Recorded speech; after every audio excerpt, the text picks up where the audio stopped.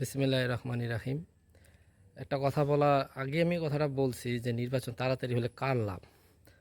এটা বলছি যে আমাদের এখানে যখন অভ্যুত্থানটা হয় তখন ভারতের পররাষ্ট্রমন্ত্রী, কেন্দ্রীয় পররাষ্ট্রমন্ত্রী জয়শঙ্কর বলছিল যে তারা সেনাবাহিনীর সাথে গভীর সম্পর্ক আছে এবং তাদের সাথে কন্ট্যাক্ট হচ্ছে, কি ভালো মন্দ তারা ওর মাধ্যমে যাচাই করতেছে।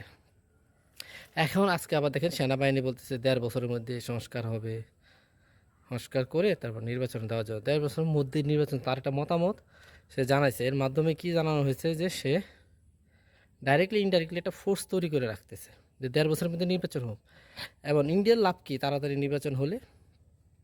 দেখুন, দুর্নীতিবাজ সদস্যরা অনেক দুর্বল থাকে। দুর্নীতিবাজ যারা না রাজনীতি, তাদের মাধ্যমে ইন্ডিয়া যে কোনো কাজ আদায় করতে পারবে, এটা স্বাভাবিক। এবং তারা ইন্ডিয়ার সাথে কোনো তর্কে যাবে না, কারণ তারা অসৎ দেশপ্রেমিক, অসৎ লোক কোনো সময় দেশপ্রেমিক হতে পারে না।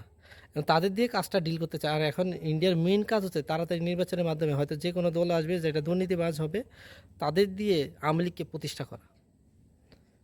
তারা এখন আবার যারা ভবিষ্যতে আসবে তারা মানুষের লাশের রূপে দিয়ে নির্বাচন করছে, মানে রাজনীতি করতেছে, এখনও করবে, সামনেও তারা এই একই ধারাটা চাইতেছে।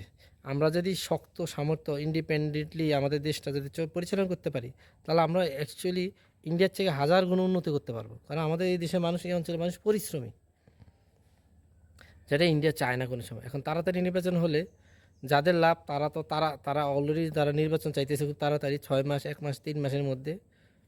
আর এটা হচ্ছে আমি বলছিলাম যে কিছু কিছু দল আছে যে ইন্ডিয়ার বি টিম হিসেবে কাজ করতেছে, আসলে তাই।